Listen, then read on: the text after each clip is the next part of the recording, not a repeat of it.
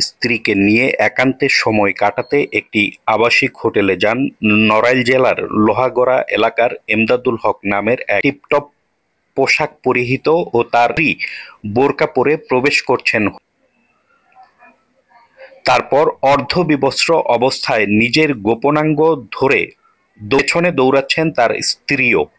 ক্যামেরায় কথা বলতে না চাইলেও স্ত্রী জানান, তার কাছে থাকা ব্লেড দিয়ে এমদাদ গোপনাঙ্গ কেটে দিয়েছেন তিনি।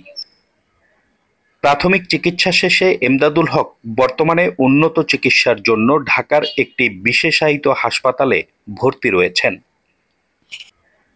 প্রাথমিক চিকিৎসা শেষে এমদাদুল হক বর্তমানে উন্নত চিকিৎসার জন্য ঢাকার একটি বিশেষায়িত হাসপাতালে ভর্তি রয়েছেন।